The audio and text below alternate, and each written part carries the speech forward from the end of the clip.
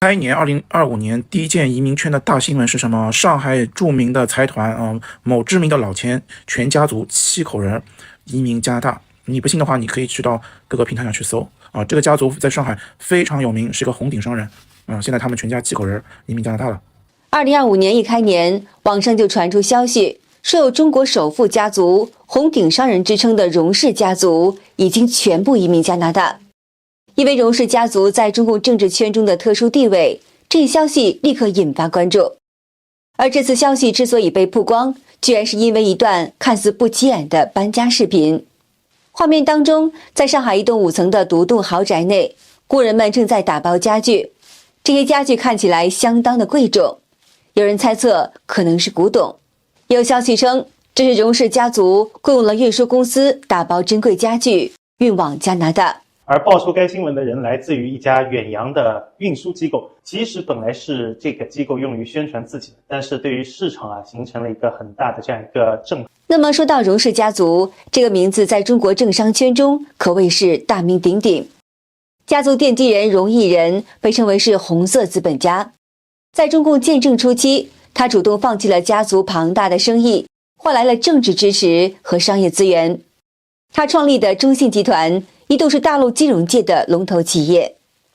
不过呢，荣家风光并没有持续太久。荣毅仁1985年就加入了共产党，但是他的党员身份直到2005年去世才公开。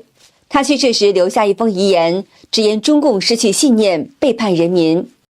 外界认为这可能透露了他对当初选择的后悔。荣毅仁的儿子荣志健曾是太子党的典型代表，他接管中信泰富后身家大涨，但2009年外汇巨亏事件让他深陷舆论漩涡，最终他被迫辞职，带着一封辞职信黯然的离开。至此，荣氏3代红色资本家的传奇画上了句号。荣氏家族在中共政商圈中的地位特殊，这个家族选择移民海外的消息，如果是属实，无疑具有深远影响。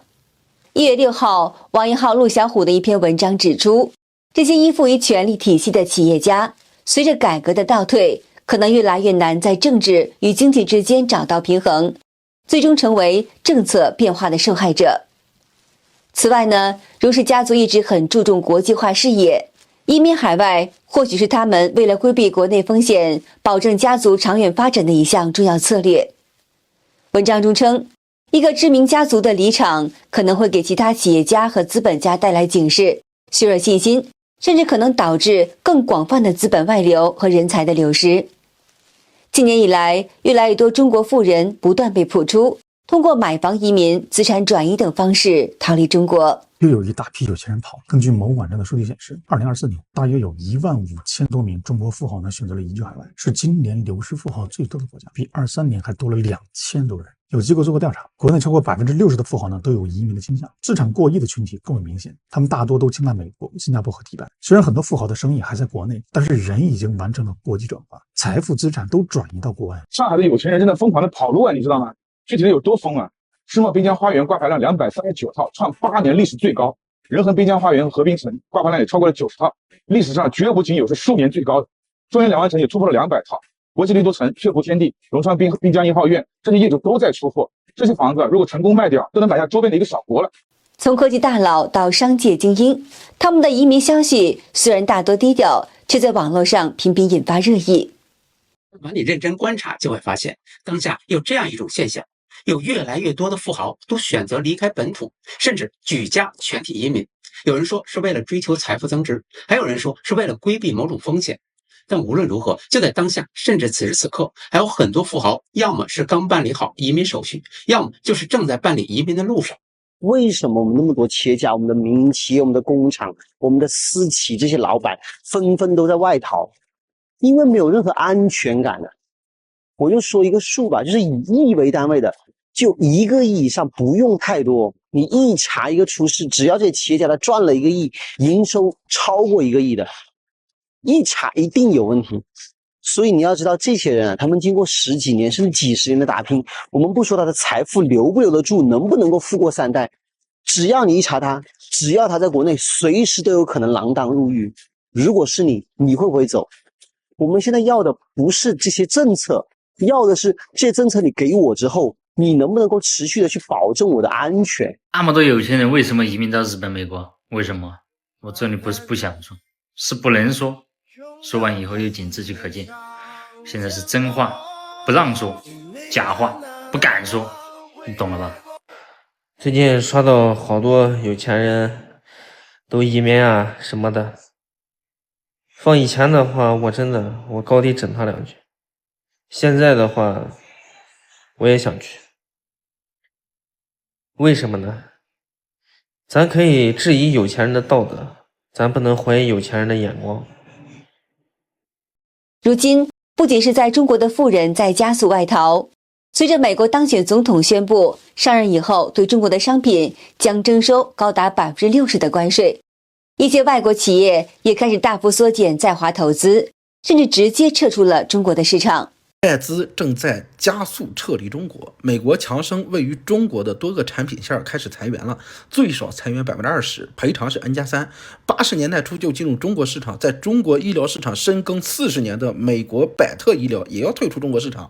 中国大众进口业务部被曝N+6裁员，日本松下青岛工厂裁员1200人，大量的外资正在加速撤离中国。我们没有发现很多叫做出名的外企现在都偷偷退出中国。今年5月份微软撤离，8月份 IBM 裁员，9月份思科也宣布退出中国。苹果你跑到越南和印度去了，撤的撤，卖的卖。你看汽车领域7月份本田把2家工厂全部关了，6月份的东风日产关闭了常州的工厂。我们再来看零售家乐福在中国几乎没剩几家店了，还有沃尔玛也在不停的在关店，还有韩国的乐天直接把中国的总部全部都撤散了。你看这么多知名的外企全部都走了，这其实不是一件小事，因为他们一走呢，带走的不仅仅是钱，还有呢工厂研发，还有我们供应链上的整体上游的工作机会，还有就业机会。外资撤离不单单是资本流失，还在掏空我们的核心技术人才，带走我们985、211毕业的高端人才。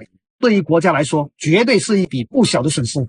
这背后不仅仅是经济原因，更是受政治风险、消费疲软以及全球经济变化的多重影响。外资为何纷纷逃离中国？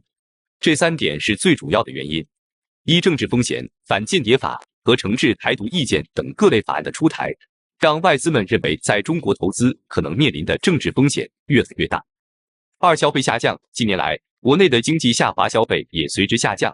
以前外资能在中国赚到钱，而现在难以维持利润。三、爱国抵制，近年来盛行的爱国主义教育，使得大量中国消费者开始抵制外国货，使得外资的生存空间越来越小。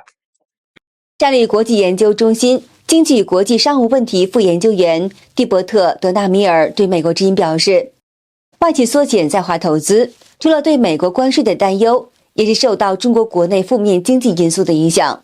他说，虽然中国仍是一个制造力很强的超级大国，但在房地产市场低迷、消费者信心不足、地方政府财政恶化以及最近对企业的镇压以后，中国正在经历经济放缓。对于外国企业来说，情况可能更具挑战性。他们在中国市场还面临歧视性待遇，在某些情况下，政府甚至威胁要拘留员工。而外资的撤离不仅带走了财富和资源，更是让原本的繁华城市陷入了冷清。空置，全是空铺子，我都搞不懂啊！同安寺这样的一个黄金地段，为什么这些店面全部空在这里？是不是房租太贵了呢？刚刚给房东也打了电话，这边空的店面的租金全都是2-3万块钱一间，已经降到了现在这样的一个程度了。你知道以前在同安寺这样的店面多少钱一年吗？15、16万一年，现在已经降了8倍。就这样的一个情况，还有这么多店面在这空着。你们看看，一片萧条啊！不是我们不努力啊，不是我们不奋斗啊，而是街上根本就没人了。这次来上海，突然发现上海好像很萧条啊，商场里人也不多，夜生活也不丰富，另外很多工厂也关掉了。你看看这机场也是冷冷落落，没多少人，跟那几年的大都市魔都真的没法比。我就想问问人呢，人都上哪去了呀？这么大的市场，连给我讨价还价的都没有呀！买不买的无所谓，你管能得来逛逛哈，连个人影也不见呀！从动辄封城的恐惧，到经商环境的艰难，再到政治气氛的高压，以及个人前途的不确定感，越来越多的中国普通民众也萌生了润到国外的念头。近日，有视频显示，武汉赴美签证中心被挤瘫痪了。2025年1月7日上午9点，武汉美领馆排队等候处现况。今天9点左右，比昨天人流量稍微多一点，但这个时间段还是比较推荐大家这个时间来。现场排队的人还是比7点左右来排队的人少很多哦。2024年不是马上快结束了吗？您对2025年有什么新的展望？展望？对，可以用关键词儿去形容一下。关键词儿？对，好礼。好的，今天就和大家聊到这里，请您订阅、点赞，并且分享给您的朋友们。感谢您的支持，我们下次节目再见。